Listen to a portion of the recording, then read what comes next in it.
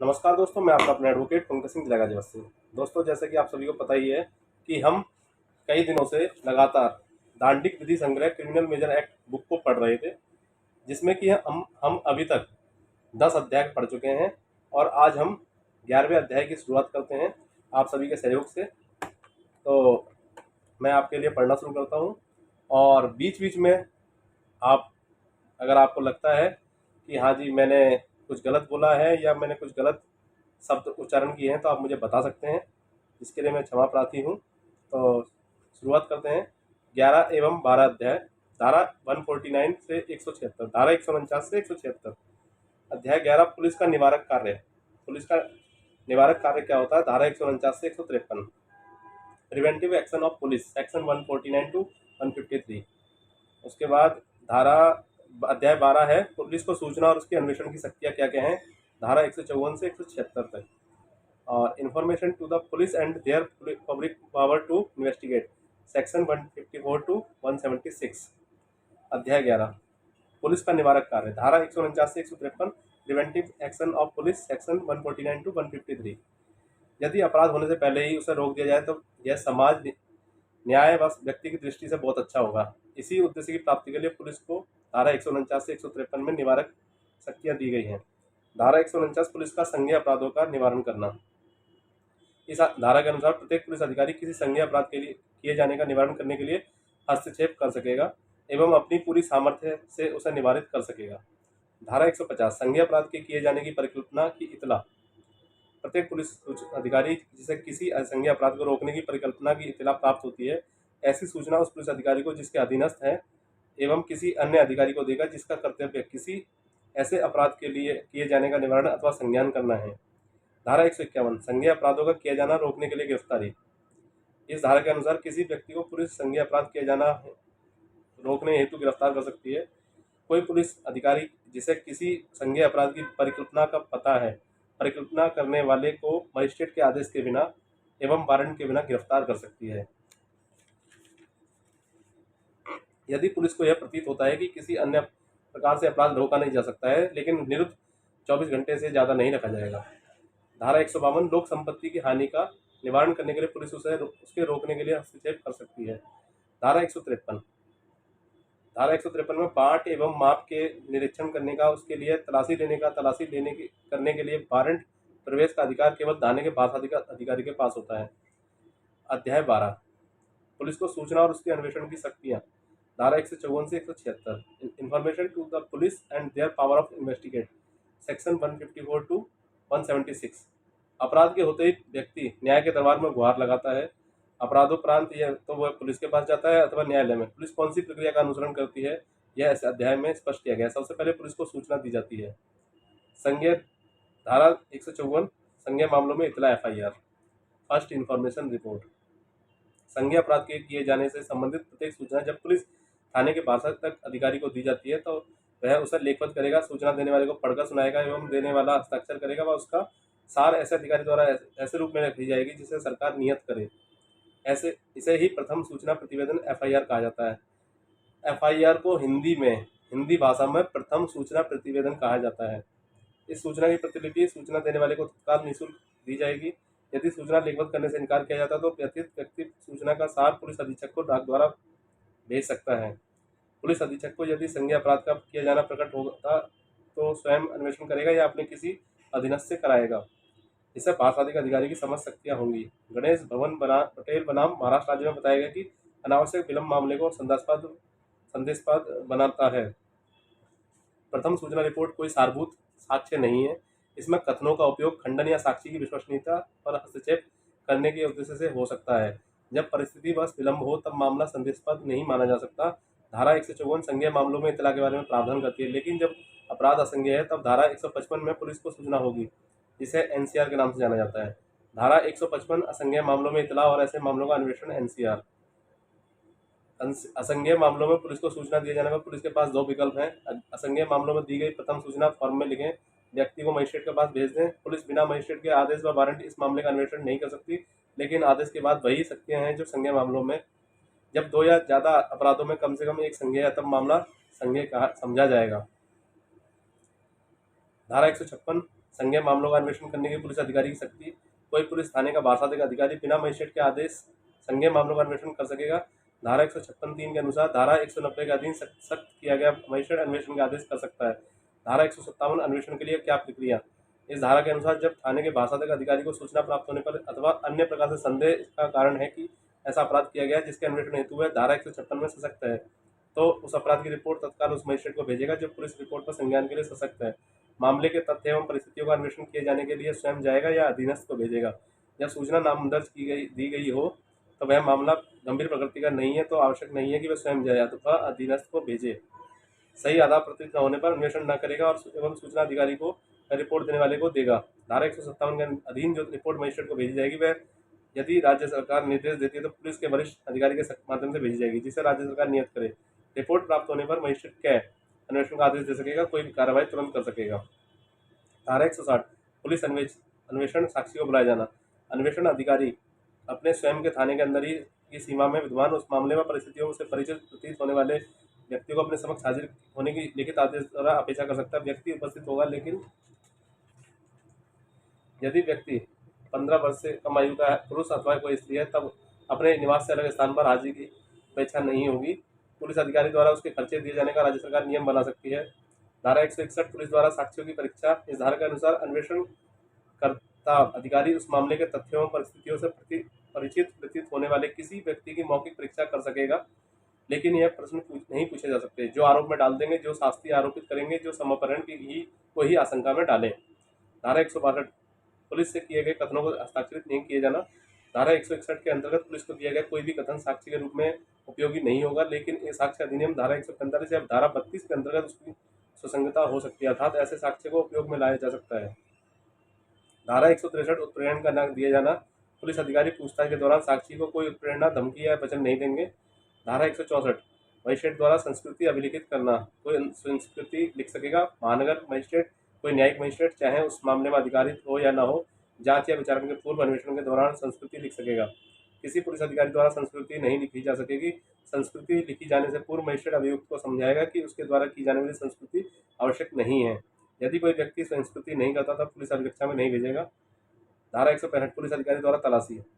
यदि पुलिस थाने के भाषात्मक अधिकारी या अन्वेषण अधिकारी को विश्वास का कारण है कि थाने की सीमा में चीज मिल सकती है तो वह बिना अनुचित विलंब तलाशी आवश्यक है तलाशी दे सकता है। धारा 167 जब 24 घंटे के अंदर अन्वेषण न किया जा तब प्रक्रिया। पुलिस थाने का भाषात्मक अधिकारी या निरीक्षक से अनिम्न पुलिस अधिकारी निकटतम मजिस्ट्रेट को अभियुक्त तथा डायरी को प्रतिलिपि भेजेगा। पुलिस अभिरक्षा में भेजना। मजिस्ट्रेट समय पर उसे कुल 15 दिन तक नियुक्त किया जाना प्राधिकृत कर सकेगा।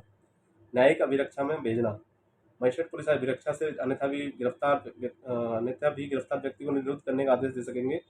निरोध की अवधि 90 दिन तक, जब तक मृत्यु, आजीवन कारावास 10 वर्ष से ज़्यादा के अपराध के लिए हो, 60 दिन तक अन्य अपराधों के लिए। द्वितीय वर्ग मजिस्ट्रेट जब उच्च न्यायालय द्वारा सशक्त नहीं है, निरोध प्राधिकृत न करेगा।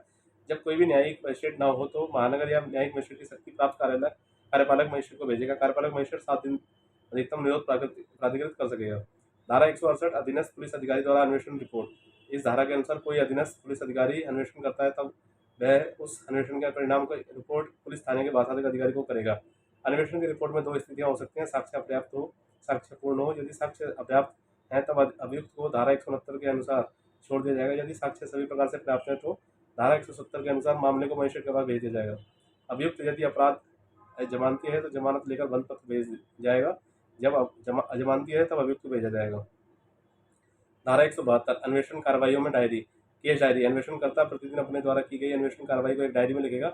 उस समय जब सूचना प्राप्त हुई, उस समय जब अन्वेषण प्रारंभ किया, समय जब अन्वेषण समाप्त किया, स्थान वहां जहाँ गया, समस्त बातें उसमें रहेंगी। जांच अथवा विचारण में दंड न्यायालय डायरी मंगा सकेगा जो सहायता करने के लिए उपयोगी है। अभियुक्त या उनके अभिकर्ता डायरी मांगने के हकदार नहीं होंगे। पुलिस यदि स्मृति ताज़ा करने के लिए उपयोग में लाए तब साक्ष्य अधिनियम द्वारा 145-161 के प्रावधान लागू हैं।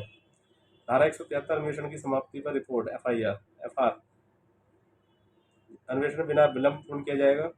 यदि अपराध बलात्कार का अपराध हो तो भाषात्मक अधिकारी द्वारा अभिलिखित सूचना के दिनांक से 2 माह के भीतर अन्वेषण पूरा किया जाएगा। 2018 के संशोधन द्वारा अंत स्थापित। धारा 173(2) जैसे ही अन्वेषण पूरा होता है, पुलिस थाने के भाषात्मक अधिकारी पुलिस रिपोर्ट पर एक उस अपराध का संज्ञान करने के लिए सशक्त मजिस्ट्रेट को राज्य सरकार द्वारा विहित प्रारूप में एक रिपोर्ट भेजेगा, जिसमें निम्न है: पक्षकारों के नाम, इत्तला का स्वरूप परिचित व्यक्तियों के नाम प्रतीत होता है। अपराध हुआ है, यदि हाँ तो किसके द्वारा, क्या अभियुक्त गिरफ्तार किया गया, क्या जमानत पर छोड़ा गया, क्या अभिरक्षा में भेजा गया। धारा 174 आत्महत्या आदि पर पुलिस का जांच करना और रिपोर्ट देना, मृत्यु समीक्षा। और जब पुलिस थाने के बारसाते का अधिकारी या राज्य सरकार द्वारा इसलिए सशक्त पुलिस अधिकारी को सूचना मिलती है किसी व्यक्ति ने आत्महत्या कर ली, कोई अन्य द्वारा मारा गया, यंत्र द्वारा मारा गया, दुर्घटना में मारा गया, उचित रूप से संदेह कि दूसरे व्यक्ति से कोई अपराध किया है, तब वह मृत्यु समीक्षा के लिए सक्षम कार्यपालक मजिस्ट्रेट को उसकी सूचना देगा तथा खुद उस स्थान पर जाएगा जहां मृत शरीर है तथा वहां के 2 प्रतिष्ठित लोगों की उपस्थिति में अन्वेषण करेगा। मृत्यु के प्रतीत होने वाले कारणों की रिपोर्ट तैयार करेगा। रिपोर्ट में घाव, नील, क्षति, अस्थिभंगा एवं किस आयु के किए गए प्रतीत होते हैं इसका वर्णन होगा। इस रिपोर्ट पर ऐसे पुलिस अधिकारी एवं अन्य व्यक्ति जो कि सहमत है वे के हस्ताक्षर होंगे। रिपोर्ट जिला मजिस्ट्रेट या उपखंड मजिस्ट्रेट को तत्काल भेज दी जाएगी। यदि विवाह के 7 वर्ष के भीतर स्त्री द्वारा आत्महत्या किए जाने का मामला अंतर्ग्रस्त है, विवाह के 7 वर्षों के भीतर किसी स्त्री की मृत्यु का ऐसा मामला है जो मृत्यु की परिस्थितियों के बारे में युक्त संदेह उत्पन्न करता हो कि उसके साथ अन्य व्यक्ति ने अपराध किया, विवाह के 7 वर्षों के भीतर किसी भी स्त्री की मृत्यु का मामला है और किसी रिश्तेदार ने प्रार्थना की है, मृत्यु के कारण के बारे में कोई संदेह है, किसी अन्य कारण से वे पुलिस अधिकारी का विचार हो कि ऐसा करना समीचीन है, तब राज्य सरकार द्वारा नियमों के अधीन यदि दूरी एवं मौसम इस प्रकार का है कि इस लड़ने के जोखिम बिना भोजन भेजना संभव है, तब निकटतम सिविल सर्जन के पास भेजेगा। मृत्यु समीक्षा के लिए सक्षम है जिला मजिस्ट्रेट, उपखंड मजिस्ट्रेट, राज्य सरकार द्वारा सशक्त कार्यपालक मजिस्ट्रेट। धारा 176 मृत्यु के कारण की मजिस्ट्रेट द्वारा जांच। यदि कोई व्यक्ति पुलिस अभिरक्षा में मर जाए अथवा स्त्री की आत्महत्या का मामला में उसके विवाह के 7 वर्ष के भीतर हो या विवाह के 7 वर्ष के अंदर स्त्री की मृत्यु का मामला एवं संदेह है किसी अन्य ने उसके संबंध में कोई भी अपराध कारित किया, तब मृत्यु की जांच मृत्यु समीक्षा के लिए सशक्त मजिस्ट्रेट करेगा। वह दबे हुए शरीर को निकलवाने की शक्ति रखता है। साक्ष्य के लिए मृत व्यक्ति के नातेदार जैसे माता पिता, संतान, भाई बहन, पत्नी, पति को सूचना देगा। दोस्तों अभी तक हमने इसका चैप्टर तो पढ़ लिया है, अब हम इसके ऑब्जेक्टिव टाइप क्वेश्चंस पढ़ते हैं। व्याख्यात्मक वस्तुनिष्ठ प्रश्न अध्याय 11 एवं 12 धारा 149 से 176 तक। संज्ञेय अपराध किए जाने से रोकने के लिए पुलिस मजिस्ट्रेट के आदेश के बिना और वारंट के बिना गिरफ्तार कर सकेगी। संज्ञेय अपराध में थाने की सीमा में तलाशी प्रयोजन के लिए बिना वारंट प्रवेश कर सकता है थाने का बाहर साधक अधिकारी।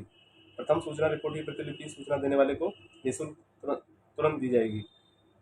जब मामले का संबंध ऐसे 2 या ज़्यादा अपराधों से है जिसमें कम से कम एक संज्ञेय मामला संज्ञेय माना जाएगा। धारा 156(3) के अधीन अन्वेषण का आदेश कर सकेगा। धारा 190 के अधीन सशक्त मजिस्ट्रेट।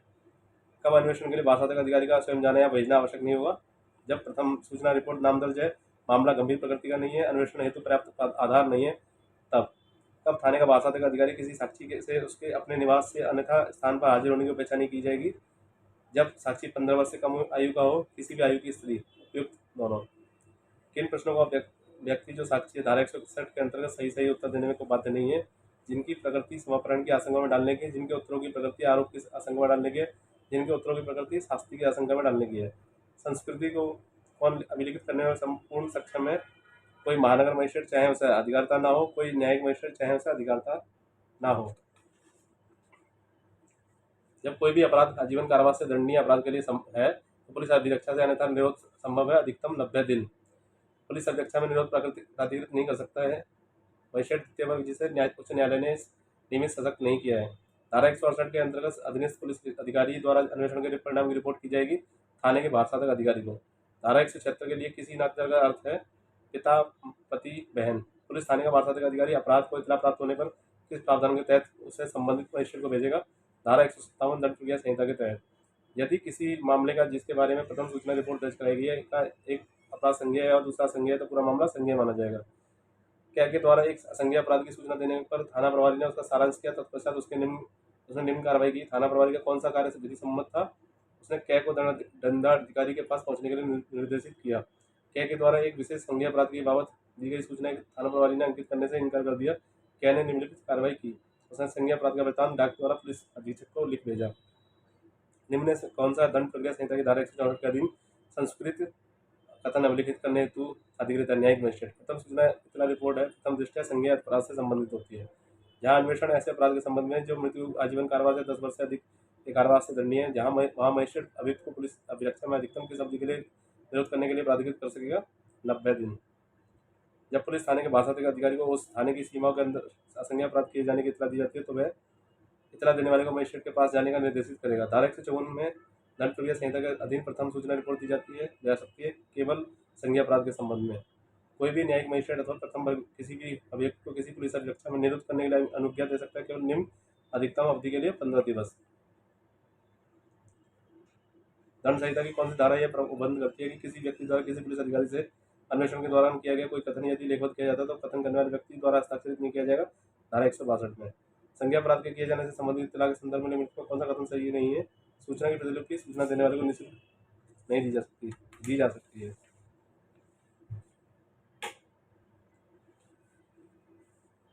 अब हम इनकी उत्तर व्याख्या पढ़ते हैं।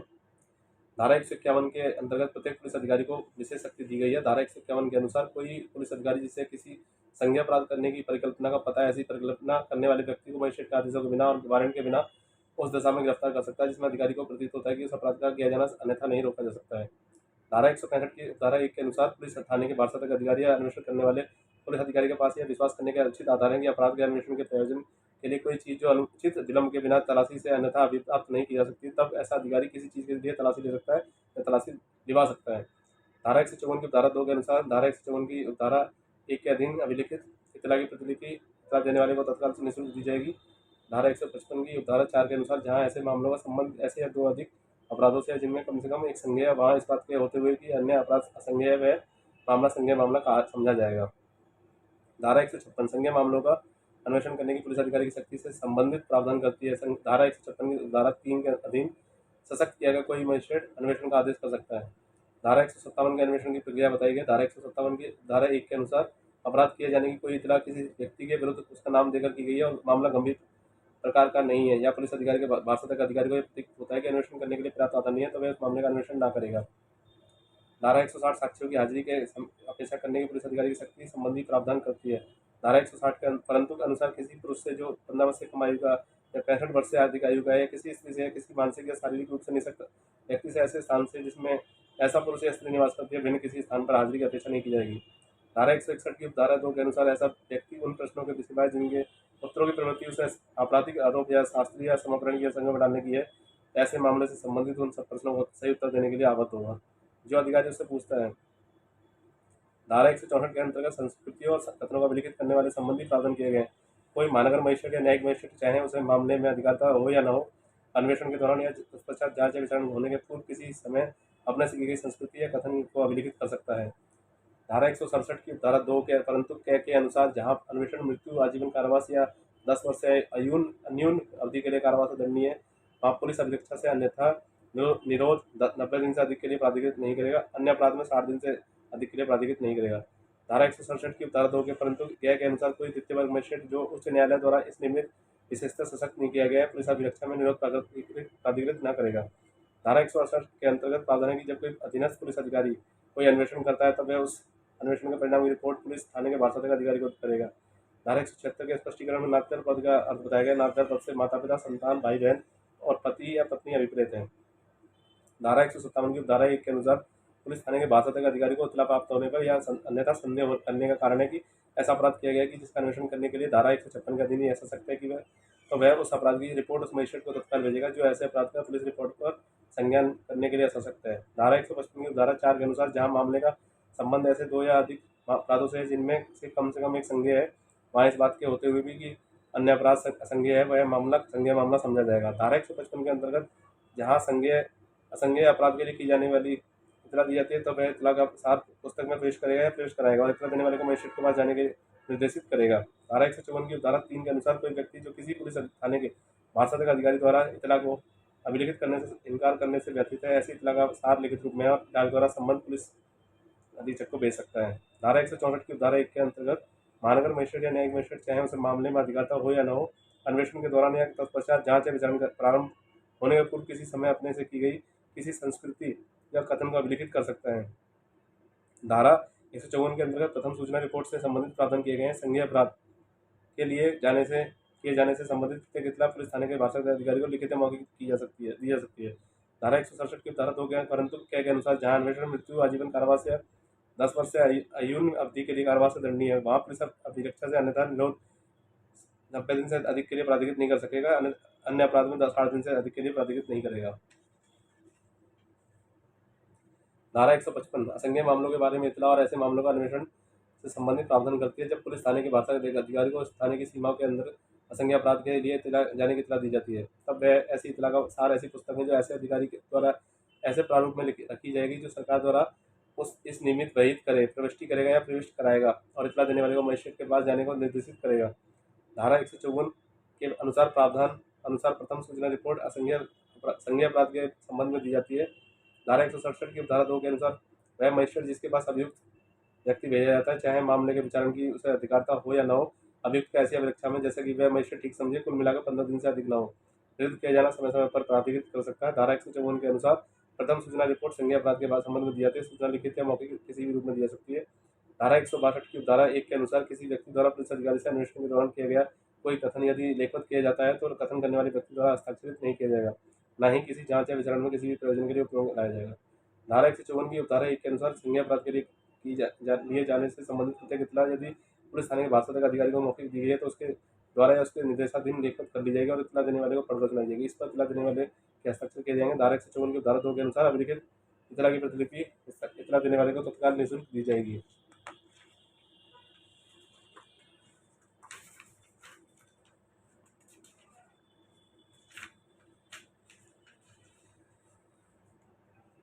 दोस्तों अब शुरू करते हैं अध्याय 13 एवं अध्याय 14 धारा 177 से 199 पर। अभी हम अध्याय 13 पढ़ेंगे। जहाँ तक है अध्याय 13 जांचों एवं विचारणों में दंड न्यायालय की अधिकारता, धारा 177 से 189 jurisdiction of criminal court in inquiry and trial, section 177 to 189, ये 13 चैप्टर में 13वें पार्ट में।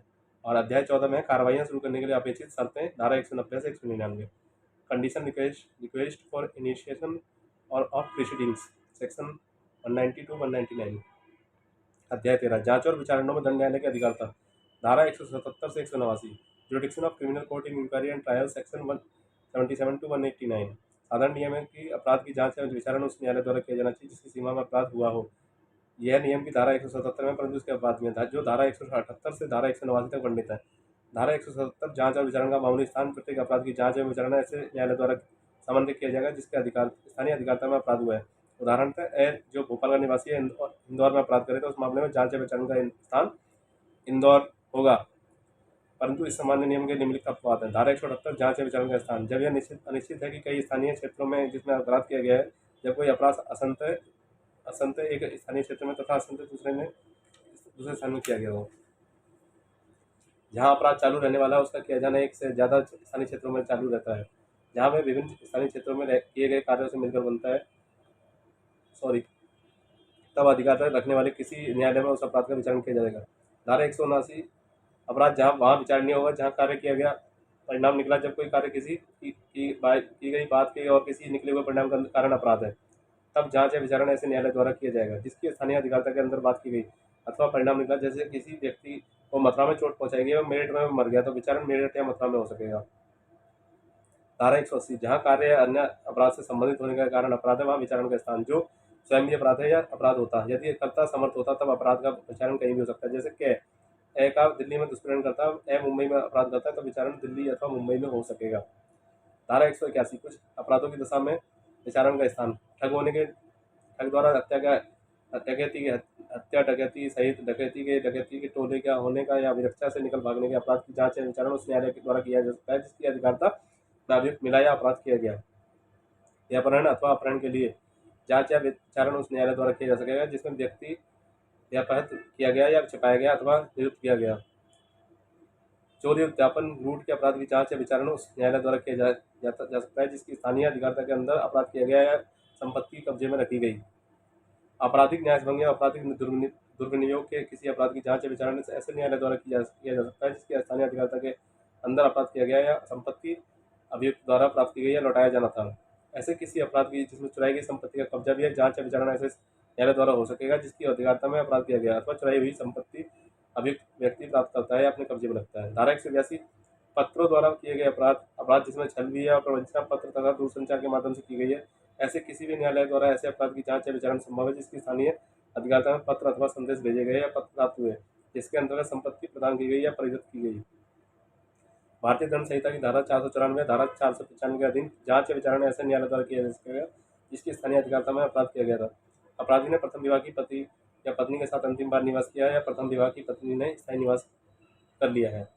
धारा 183 जल यात्रा या जल यात्रा में किया गया अपराध। इस यात्रा धारा के अनुसार यदि कोई अपराध उस समय किया गया जब वह व्यक्ति जिसके द्वारा या वह व्यक्ति जिसके विरुद्ध या वह चीज जिसके बारे में अपराध किया गया किसी यात्रा या जल यात्रा में है, तो उसकी जांच या विचारणा ऐसे न्यायालय द्वारा किया जाता है जिसकी स्थानीय अधिकारिता में होकर या उसके अंदर वह व्यक्ति या चीज उस यात्रा या जल यात्रा के दौरान की गई। धारा 184 उन अपराधों के लिए विचारण का स्थान जो एक साथ विचारणीय है। किसी व्यक्ति द्वारा किए गए अपराध ऐसे हैं जिनके लिए धारा 219, 220, 221 में एक ही विचारण में आरोप लगाया जा सकता है, या अपराध ऐसे हैं जिनके लिए धारा 223 में एक ही विचारण में आरोप लगाया जा सकता है, तब विचारण किसी भी न्यायालय में किया जा सकेगा। धारा 185 विभिन्न सेशन खंडों में मामले के विचारणों का आदेश देने की शक्ति राज्य सरकार निर्देश दे सकेगी कि किन्हीं मामलों का अथवा वर्ग का विचारण जो किसी जिले में सुपुर्द हो चुके हैं किसी भी सेशन खंड में किया जा सकता है। धारा 186 संदेह की दशा में वह जिला विनिश्चित करना जिसमें 5 जांच या विचारण होना। यदि प्रारंभिक अधिकारिता के 2 न्यायालय एक ही अपराध का संज्ञान कर लेते हैं तो और यह प्रश्न उठता है कि उनमें से जांच या विचारण करे, तब उस प्रश्न को विनिश्चित करेंगे। यदि वे न्यायालय एक ही उच्च न्यायालय का अधीनस्थ है तब उसने उच्च न्यायालय द्वारा, यदि भी एक ही उच्च न्यायालय के अधीन नहीं है तब उसने उच्च न्यायालय द्वारा इसकी अपीलीय दांडिक अधिकारिता की स्थानीय सीमा के भीतर पहले कार्रवाई हुई। धारा 187 स्थानीय अधिकारिता से परे किए गए अपराध के लिए समन या वारंट जारी करने की शक्ति। जब किसी प्रथम वर्ग मजिस्ट्रेट को किसी अपराध के किए जाने की शिकायत मिलती है और ऐसे अपराध का जांच या विचारण धारा 177 से लेकर धारा 185 तक की धाराओं के प्रावधान के तहत नहीं किया जा सकता, तब ऐसा मजिस्ट्रेट मामले की जांच या विचारण उस प्रकार करेगा मानो अपराध उसकी स्थानीय अधिकारिता में हुआ हो। जब ऐसी अधिकारिता वाले एक से अधिक मजिस्ट्रेट और अधिकारिता के प्रश्न का समाधान नहीं हो पा रहा हो तो मामले की रिपोर्ट उच्च न्यायालय के आदेश के लिए भेजी जाएगी। धारा 188 भारत से बाहर किए गए अपराध।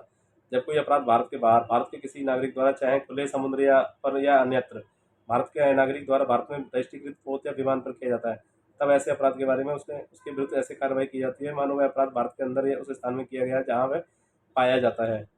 नोट किसी ऐसे अपराध की भारत में जांच या विचारण केंद्र सरकार की पूर्व मंजूरी के बिना नहीं किया जाएगा।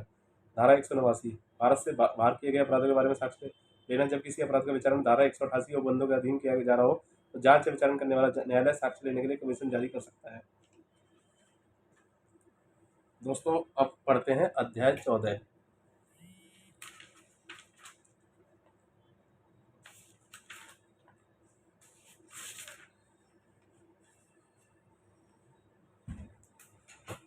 कार्यवाहियां शुरू करने के लिए अपेक्षित शर्तें। धारा 190 से 199 condition request for initiation of proceedings.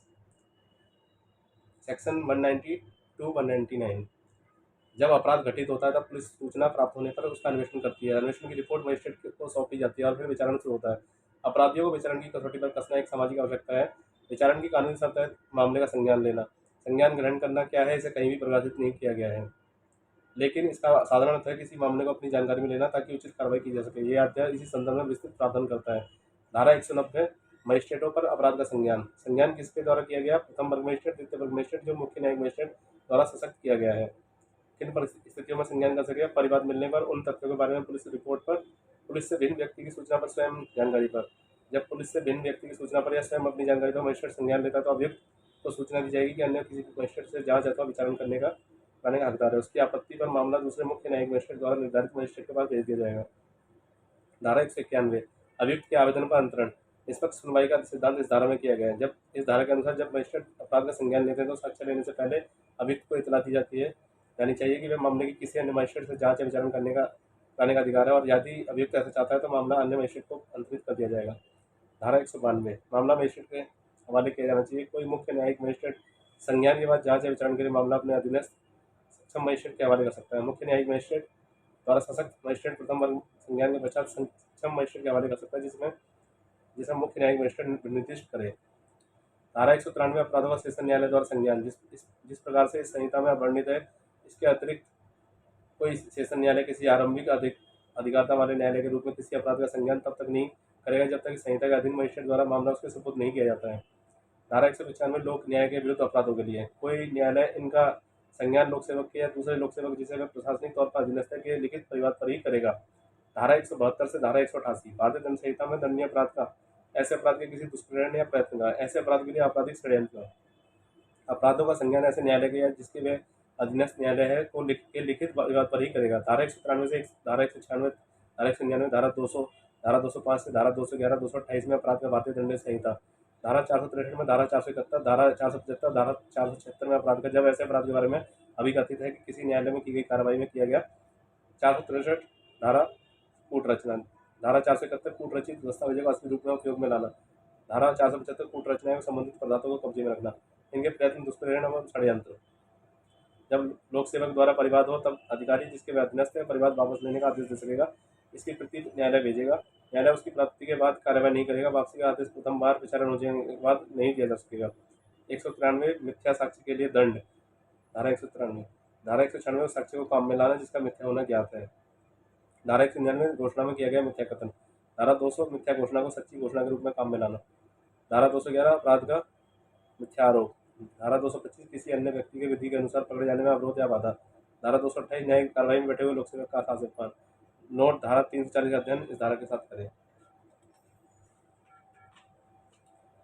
धारा 196 राज्य के विरुद्ध अपराधों के लिए व ऐसे अपराध कार्य करने के लिए आपराधिक षड्यंत्र के लिए अभियोजन। कोई न्यायालय निम्न का संज्ञान केंद्र सरकार या राज्य सरकार की पूर्व मंजूरी से ही करेगा। भारतीय दंड संहिता में अध्याय 6 के अधीन अथवा धारा 153 ए, धारा 295 ए, धारा 505(1) के अधीन दंडनीय किसी अपराध का 153 ए धर्म, मूलवंश, जन्म स्थान, निवास स्थान, भाषा आदि के आधारों पर समूहों के बीच शत्रुता का संप्रवर्तन और सौहार्द बने रहने पर प्रतिकूल प्रभाव डालना। 295 ए किसी वर्ग के धार्मिक विश्वासों का अपमान। 505(1) लोक सृष्टिकारक वक्तव्य का प्रकाशन। उक्त अपराधों को करने का षड्यंत्र, उक्त अपराधों को करने का दुष्प्रेरण। कोई न्यायालय उनका संज्ञान केंद्र सरकार या राज्य सरकार या जिला मजिस्ट्रेट की पूर्व मंजूरी से ही करेगा। भारतीय दंड संहिता की धारा 153 या धारा 505(2) या 3 के अपराध का इनके आपराधिक षड्यंत्र का, धारा 120 के अधीन किसी आपराधिक षड्यंत्र के किसी ऐसे अपराध का जो मृत्यु, आजीवन कारावास या 2 वर्ष या उससे अधिक के अवधि के कारावास से दंडनीय हो भिन्न है। राज्य संज्ञान राज्य सरकार या जिला मजिस्ट्रेट की लिखित समिति से करेगा। धारा 197 न्यायाधीश व लोक सेवकों का अभियोजन। जब किसी व्यक्ति पर जो न्यायाधीश या लोक सेवक है अथवा मजिस्ट्रेट है जिसे सरकार द्वारा या उसकी मंजूरी से ही पद से हटाया जा सकता है, यदि उस पर पदीय कर्तव्य निर्वहन के समय किए गए अपराध का अभियोग है, तब न्यायालय उसका संज्ञान केंद्र की सेवा में नियोजित व्यक्ति के संबंध में केंद्र सरकार की राज्य की सेवा में नियोजित व्यक्ति के संबंध में राज्य सरकार की पूर्व मंजूरी बिना नहीं करेगा। कोई भी न्यायालय संघ के सशस्त्र बल के किसी सदस्य द्वारा किए गए अपराध का संज्ञान जिसके बारे में अभिकथित है कि यह उसके द्वारा अपने पदीय कर्तव्य निर्वाह करते समय किया गया था, केंद्र सरकार की पूर्व मंजूरी बिना नहीं करेगा। धारा 198 विवाह विरुद्ध अपराधों के लिए अभियोजन। इस धारा के अनुसार अध्याय 20 विवाह के विरुद्ध अपराधों का संज्ञान अथवा संज्ञान व्यतीत व्यक्ति के परिवार पर ही किया जाएगा। धारा 493 से 498 इसके निम्न अपवाद हैं। यदि व्यक्ति 18 वर्ष से कम आयु का है, जड़ है या पागल है, अंग साफल्य या रोग के कारण परिवार में सम्मत नहीं है, या अथवा ऐसी कोई स्त्री जो स्थानीय रीति या रूढ़ियों के अनुसार लोगों के सामने नहीं आती, उसकी ओर से अन्य व्यक्ति न्यायालय की आज्ञा से परिवाद कर सकता है। जहाँ ऐसा व्यक्ति पति है जो संघ के सशस्त्र बलों में किन्हीं परिस्थितिवश सेवा कर रहा है, उसके कमान अफसर ने प्रमाणित किया कि छुट्टी नहीं मिल सकती, उसकी ओर से प्राधिकृत अन्य व्यक्ति परिवाद कर सकेगा। धारा 494 धारा 495 के अधीन दंडनीय अपराध से व्यतीत पत्नी है, वहाँ उसकी ओर से उनके पिता, माता, भाई, बहन, पुत्री, पिता या माता के भाई या बहन या न्यायालय की अनुमति से अन्य व्यक्ति जो रक्त, विवाह या दत्तक द्वारा जुड़े हुए हैं परिवाद किया जा सकता है। धारा 498 कै भारतीय दंड संहिता की धारा 498 कै के अपराधों का अभियोजन। न्यायालय द्वारा अध्याय 20 कै धारा 498 ए भारतीय दंड संहिता के अपराध का संज्ञान केवल उन आधारों पर कर सकेगा। पुलिस रिपोर्ट पर पीड़ित व्यक्ति या पिता, माता, भाई, बहन, पिता का भाई, माता का भाई, पिता अथवा माता की बहन द्वारा न्यायालय की अनुमति से किसी ऐसे व्यक्ति द्वारा जो रक्त अथवा दत्तक ग्रहण से जुड़ा है के परिवाद पर करेगा। धारा 199 मानहानि के अपराध का अभियोजन। मानहानि के अपराध का संज्ञान व्यक्ति के परिवाद पर न होगा, लेकिन यदि व्यक्ति 18 वर्ष से कम आयु का है, जड़ है या पागल है, या रोग या अंग शैथिल्य के कारण परिवाद हेतु असमर्थ है, या स्त्री है जो स्थानीय रूढ़ियों और रीति के कारण लोगों के सामने नहीं आती, न्यायालय की आज्ञा से उसकी ओर से दूसरा व्यक्ति परिवाद कर सकता है। कुछ विशेष व्यक्तियों के विरुद्ध मानहानि के लिए अभियोजन। धारा 199(2) यदि किसी मानहानि के अपराध के लिए आरोप किसी व्यक्ति पर लगाया गया है और जिस व्यक्ति की मानहानि की गई है वह अपराध के लिए जाते समय भारत का राष्ट्रपति, उपराष्ट्रपति, किसी राज्य का राज्यपाल, संघ क्षेत्र का प्रशासक, संघ केंद्र मंत्री, राज्य संघ क्रियाकलापों से संबंध लोक सेवक, तब संज्ञान होगा। सेशन न्यायालय में लोक अभियोजक द्वारा लिखित परिवाद से परिवाद करने की परिसीमा अपराध से क्षमा होगी। अध्याय 13 एवं 14 धारा 177 से 199 के अभी हम ऑब्जेक्टिव टाइप क्वेश्चंस पढ़ेंगे। व्याख्यात्मक वस्तुनिष्ठ प्रश्न। मामूली रूपेण किसी अपराध की जांच एवं विचारण होगा। जहाँ न्यायालय द्वारा जिसकी स्थानीय अधिकारिता के अंदर अपराध हुआ। जब कोई कार्य किसी अन्य कार्य से संबंधित होने के कारण अपराध है, जो स्वयं भी अपराध है या अपराध होता, यदि कर्ता समर्थ होता है तो प्रथम वर्णित अपराध का विचारण होगा जहाँ कार्य संपन्न किया गया था, जहाँ संबंधित कार्य संपन्न नहीं हुआ। जब कोई कार्य किसी की या बात के और किसी निकले परिणाम के कारण अपराध है, तब उस अपराध की जांच या विचारण होगी। ऐसे न्यायालय द्वारा किया जाता है जिसकी स्थानीय अधिकारिता में कोई बात की गई। ऐसे न्यायालय द्वारा किया जाता है जिसकी स्थानीय अधिकारिता में परिणाम निकला। हत्या सहित डकैती के अपराध का विचारण हो सकेगा जिसकी स्थानीय अधिकारिता में अपराध किया गया अथवा अभियुक्त मिला है। कोई व्यक्ति आगरा में चोरी करता है एवं चोरी का मामला मथुरा में रखे तो उसका विचारण होगा आगरा अथवा मथुरा में। धारा 495 भारतीय दंड संहिता के अपराध का विचारण कहाँ पर हो सकेगा? जिसकी स्थानीय अधिकारिता के अंदर अपराध किया गया। प्रथम विवाह की पत्नी ने प्रथम बार निवास किया, प्रथम विवाह की पत्नी ने स्थानीय निवास बना लिया, उपयुक्त सभी। जब तीन न्यायालय मथुरा, भरतपुर व ग्वालियर किसी भी एक अपराध का विचारण कर लेते हैं, तब अब प्रश्न उठता है कि ऐसा किसे इसका विचारण करना चाहिए। तब प्रश्न उस उच्च न्यायालय द्वारा हल किया जाएगा जिसकी स्थानीय अधिकारिता में सर्वप्रथम कार्यवाही आरंभ की गई। जब कोई अपराध भारत से किसी व्यक्ति द्वारा भारत का नागरिक नहीं, भारत में राष्ट्रीयकृत विमान पर किया जाए, तब उसका विचारण भारत में उस स्थान में किया जाएगा जहाँ वह पाया गया जाए। किसी ऐसे अपराध की जिसमें छलना करना भी जांच या विचारण जबकि प्रवंचना पत्र द्वारा किया जाना संभव है, जिसकी स्थानीय अधिकारिता में पत्र भेजे गए, जिसके स्थानीय अधिकारिता में पत्र प्राप्त किए गए। राजकोट जबलपुर एक्सप्रेस में भोपाल से जबलपुर जा रहा इटारसी स्टेशन पर एन ए भै को, जो जबलपुर का रहने वाला था, गंभीर चोट कारित कर दी। उस अपराध का परीक्षण किस कार्य न्यायालय में होगा? इटारसी में, जहाँ एन ए भै को गंभीर चोट पहुंचाई। किसी व्यक्ति के अपहरण तथा व्यापहरण के किसी अपराध की जांच या विचारण केवल ऐसे न्यायालय द्वारा की जा सकती है जिसकी स्थानीय अधिकारिता के अंदर वह व्यक्ति अपराध या व्यापार किया गया है। केवल ऐसे न्यायालय द्वारा की जा सकती है जिसकी स्थानीय अधिकारिता के अंदर वह व्यक्ति ले जाया गया है, छिपाया गया, नियुक्त किया गया। यह कहना सही है कि किसी अपराध का संज्ञान निम्नलिखित द्वारा किया जा सकेगा। प्रथम वर्ग मजिस्ट्रेट द्वारा। कि दंड प्रक्रिया संहिता की किस धारा में विवाह के विरुद्ध अपराध के लिए अभियोजन के संबंध प्रावधान है? धारा 198। किसी अपराधी के अनुसंधान के समय किसी व्यक्ति द्वारा स्वीकृति बाबत कथन अंकित करने का अधिकार किसे प्राप्त है? न्यायिक दंडाधिकारी। सत्र न्यायालय के बारे में क्या सही है? उपार्पण के बिना संज्ञान नहीं ले सकता है। दंड प्रक्रिया संहिता की धारा 198 के अंतर्गत कोई न्यायालय भारतीय दंड संहिता की धारा 497 दंडनीय अपराध का संज्ञान किस व्यक्ति के परिवार को कर सकेगा? इनमें से कोई नहीं, यानी स्त्री का पति, स्त्री का पिता, स्त्री की माता, इनमें से कोई नहीं। अभियोजन की पूर्व स्वीकृति संबंधी धारा 197 दंड प्रक्रिया संहिता के अधीन संरक्षण प्राप्त है सभी लोक सेवकों को। यदि कहा जाता है कि कोई भी सत्र न्यायालय किसी भी आरंभिक अधिकारिता वाले न्यायालय के रूप में किसी भी अपराध का संज्ञान नहीं ले सकता, तब न्यायालय में निम्नलिखित में कौन सा उत्तर सही होगा? यह कहना गलत है। कोई न्यायालय ऐसे किसी अपराध का संज्ञान उस अपराध से जो किसी व्यक्ति अथवा उसके संबंधी जो रक्त विवाह या दत्तक से संबंधित है, रक्त द्वारा किए गए परिवार पर ही कर सकेगा, अन्यथा नहीं। जब वह अपराध अंतर्गत धारा 376 के 376 के आदि दंड विधान ऐसा मैथुन जो बलात्कार की श्रेणी में नहीं आता है। जब कोई किसी ऐसे अपराध का अभियुक्त हो जो उसके कदर पालन के दौरान किया गया हो, जो तो भी कोई भी न्यायालय के निवेदन में किसकी स्वीकृति के बिना उस अपराध का संज्ञान नहीं ले करेगा राज्यपाल। किन मामलों को धारा 191 के अधीन मजिस्ट्रेट अभियुक्त के आवेदन पर अंतरित कर सकेगा, जिनका संज्ञान धारा 190 के अधीन करता है? किन दशाओं में अपराध का संज्ञान होना संभव है? परिवाद पर। दंड प्रक्रिया संहिता की धारा 177 के अनुसार प्रत्येक अपराध की जांच और विचारण मामूली तौर पर ऐसे न्यायालय द्वारा की जाएगी जिसकी स्थानीय अधिकारिता के अंदर वह अपराध किया गया है। दंड प्रक्रिया संहिता की धारा 180 के अनुसार जब कोई कार्य किसी ऐसे अन्य कार्य से संबंधित होने के अपराध हैं जो स्वयं भी अपराध है या अपराध होता है, तो यदि कर्ता अपराध करने के लिए समर्थ होता है, तब प्रथम वर्णित अपराध की जांच या विचारण ऐसे न्यायालय द्वारा की जा सकता है जिसकी स्थानीय अधिकारिता के अंदर उन दोनों में से कोई भी कार्य किया गया है। धारा 179 के अनुसार जब कोई कार्य किसी की गई बात के और किसी निकले हुए परिणाम के कारण अपराध है, तब ऐसे अपराध की जांच या विचारण ऐसे न्यायालय द्वारा किया जा सकता है जिसकी स्थानीय अधिकारिता के अंदर ऐसी बात की गई हो, ऐसा परिणाम निकला। दंड प्रक्रिया संहिता की धारा 181 की धारा 1 के अनुसार हत्या सहित डकैती के अपराध की जांच या विचारण ऐसे न्यायालय द्वारा किया जा सकता है जिसकी स्थानीय अधिकारिता के अंदर अपराध किया गया है या व्यक्ति मिला है। दंड प्रक्रिया संहिता की धारा 181 की धारा 3 के अनुसार चोरी के अपराध की जांच या विचारण ऐसे न्यायालय द्वारा किया जा सकता है जिसकी स्थानीय अधिकारिता के अंदर ऐसा अपराध किया गया है, या चुराई हुई संपत्ति जो अपराध का विषय है उसे चुराने वाले व्यक्ति द्वारा या किसी ऐसे व्यक्ति द्वारा कब्जे में रखी गई जिसने उसे संपत्ति को चुराई हुई जानते हुए या विश्वास करने का कारण रखते हुए प्राप्त किए या रखा हुआ है। दंड प्रक्रिया संहिता की धारा 182 की धारा 2 के अनुसार भारतीय दंड संहिता की धारा 494 धारा 495 के अधीन दंडनीय किसी अपराध की जांच है उनका विचारण ऐसे न्यायालय द्वारा किया जा सकता है जिसकी स्थानीय अधिकारिता के अंदर अपराध किया गया या अपराधी ने प्रथम विवाह की अपनी पत्नी या पति के साथ अंतिम बार निवास किया या प्रथम विवाह की पत्नी अपराध किए जाने के पश्चात स्थायी रूप से निवास करती थी। जहाँ दो या अधिक न्यायालय एक ही अपराध का संज्ञान कर लेते हैं, वहाँ धारा 186 के अनुसार यदि वे एक ही उच्च न्यायालय के अधीनस्थ हैं, तब वह उस न्यायालय द्वारा जहाँ संज्ञान लेने वाला न्यायालय एक ही उच्च न्यायालय के अधीनस्थ नहीं है, तो उसकी जिसकी अपीली दंडिक अधिकारिता की स्थानीय अधिकारिता में पहले से कार्यवाही आरंभ हुई है, वह उच्च न्यायालय निश्चित करेगा।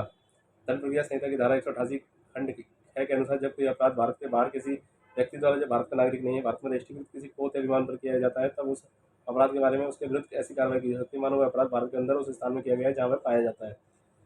दंड प्रक्रिया संहिता की धारा 182 के अनुसार किसी अपराध की उसमें जिसमें छल करना भी है, जांच या उनका विचारण उस दशा में जिसमें ऐसी प्रवंचना पत्रों या दूर संचार संदेशों के माध्यम से की गई है, ऐसे न्यायालय द्वारा किया जा सकता है जिसकी स्थानीय अधिकारिता के अंदर ऐसे पत्र या संदेश भेजे गए हैं या प्राप्त किए गए हैं।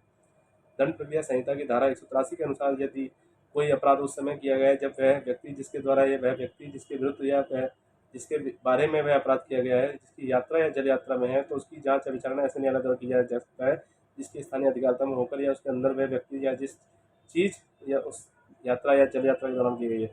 दंड प्रक्रिया संहिता की धारा 181 धारा 1 के अनुसार किसी व्यक्ति का व्यापरण या अपहरण की जांच या विचारण ऐसे न्यायालय द्वारा किया जा सकता है जिसकी स्थानीय अधिकारिता के अंदर अपराध किया गया है या अभियुक्त व्यक्ति मिला है। दंड प्रक्रिया संहिता की धारा 190 के अनुसार किसी अपराध का संज्ञान किसी प्रथम वर्ग मजिस्ट्रेट द्वारा और धारा 2 के अधीन मुख्य न्यायिक मजिस्ट्रेट द्वारा विशेषकर सशक्त किए गए द्वितीय वर्ग मजिस्ट्रेट द्वारा किया जा सकेगा। दंड प्रक्रिया संहिता की धारा 198 व्यवहार के विरुद्ध किए गए अपराधों के अभियोजन के संबंध में प्रावधान करती है, जिसके अनुसार कोई न्यायालय भारतीय दंड संहिता के अध्याय 20 के अधीन दंडनीय अपराध का संज्ञान ऐसे अपराध से व्यतीत किसी व्यक्ति द्वारा किए गए परिवाद पर ही करेगा, अन्यथा नहीं। दंड प्रक्रिया संहिता की धारा 164 के अनुसार कोई महानगर मजिस्ट्रेट या न्यायिक मजिस्ट्रेट चाहे उस मामले में अधिकारिता हो या न हो, अध्याय 12 के अधीन या तत्सम प्रवत किसी अन्य विधि के अधीन किसी अन्वेषण के दौरान या तत्पश्चात जांच या विचारण करने होने के पूर्व किसी भी समय अपने से की गई किसी संस्कृति या कथन को अभिलिखित कर सकता है। दंड प्रक्रिया संहिता की धारा 193 के अनुसार कोई सेशन न्यायालय आरंभिक अधिकारिता वाले न्यायालय के रूप में किसी अपराध का संज्ञान तब तक नहीं करेगा जब तक मामला इस संहिता के अधीन मजिस्ट्रेट द्वारा उसके सुपुर्द नहीं कर दिया गया है। दंड प्रक्रिया संहिता की धारा 198 की धारा 2 के अनुसार भारतीय दंड संहिता की धारा 497 धारा 498 के अधीन स्त्री के पति से भिन्न कोई व्यक्ति अपराध से व्यतीत नहीं समझा जाएगा। दंड प्रक्रिया संहिता की धारा 197 के अनुसार दंड प्रक्रिया संहिता की धारा 197 का संरक्षण न्यायाधीश या मजिस्ट्रेट या किसी ऐसे लोक सेवक को जो अपने पदीय कर्तव्य जो निर्वहन में कार्य कर रहा हो, ऐसी किसी सशस्त्र बल के सदस्य द्वारा किए गए अपराध का संज्ञान सीधे तौर पर न करके केंद्र सरकार या राज्य सरकार की पूर्व मंजूरी से किया जाएगा, अन्यथा नहीं। दंड प्रक्रिया संहिता की धारा 193 के अनुसार कोई सेशन न्यायालय आरंभिक अधिकारिता वाले दंड न्यायालय के रूप में किसी भी अपराध का संज्ञान तब तक नहीं करेगा जब तक मामला इस संहिता के अधीन मजिस्ट्रेट द्वारा उसके सुपुर्द नहीं कर दिया जाता है। दंड प्रक्रिया संहिता की धारा 198 के अनुसार कोई न्यायालय भारतीय दंड संहिता 1880 की धारा 498 के अधीन दंडनीय अपराध का संज्ञान ऐसे अपराध को घटित करने वाले तथ्यों की पुलिस रिपोर्ट पर अथवा अपराध से व्यतीत व्यक्ति द्वारा या उसके माता पिता भाई बहन द्वारा या उसके पिता अथवा माता के भाई या बहन द्वारा किए गए परिवार पर या रक्त विवाह या तक ग्रहण द्वारा उससे संबंधित किसी अन्य विवाद व्यक्ति द्वारा न्यायालय की इज्जत से किए गए परिवार पर ही करेगा, अन्यथा नहीं। दंड प्रक्रिया संहिता की धारा 197 की धारा 1 के अनुसार जब किसी व्यक्ति पर जो लोक सेवक है पर किसी ऐसे अपराध का अभियोग है जिसके बारे में अभिकथित है कि उसके द्वारा जब तब किया गया अपराध जब वह अपने पदीय कर्तव्यों के निर्वहन में कार्य करता, तब कोई न्यायालय ऐसे अपराध का संज्ञान केंद्र सरकार या राज्य सरकार की पूर्व मंजूरी से ही करेगा, अन्यथा नहीं। दंड प्रक्रिया संहिता की धारा 191 के अनुसार जब मजिस्ट्रेट किसी अपराध का संज्ञान धारा 190 की धारा 1 के खंड के अधीन करता है, तब अभियुक्त को कोई साक्ष्य लेने से पहले इतला दी जाएगी कि वह मामले को किसी अन्य मजिस्ट्रेट से जांच या विचारण कराने का हकदार है, और यदि अभियुक्त आपत्ति करता है तो मामला उस अन्य मजिस्ट्रेट को अंतरित कर दिया जाएगा जो मुख्य न्यायिक मजिस्ट्रेट द्वारा विनिर्दिष्ट किया जाए।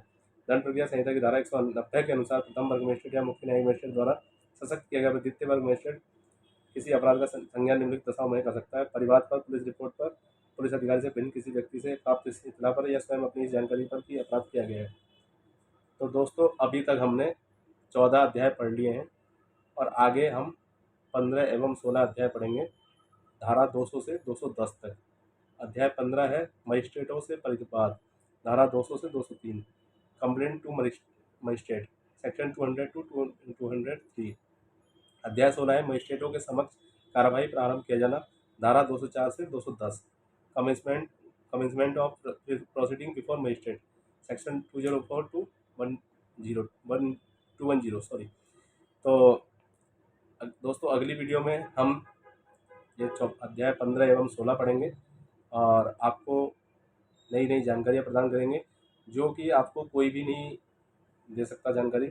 यानी इतना डीपली पढ़कर एक एक शब्द अगर आप मेरी बातें सारी सुन लेना तो आपको पढ़ने की जरूरत नहीं पड़ेगी, आप सिर्फ हैंड फ्री लगा के सुन लो और एक बार सुन लोगे तो आपको बहुत कुछ समझ आएगा। मैंने भी सुन सुन कर ही यहाँ तक आया हूँ, यानी मैं हैंड फ्री लगा लेता था और अपना काम करता रहता था। तो दोस्तों आप सभी हमें सपोर्ट करें, लाइक करें, कमेंट करें, शेयर करें। इसी के साथ अभी के लिए नमस्कार। जय हिंद, जय भारत, भारत माता की जय, वंदे मातरम।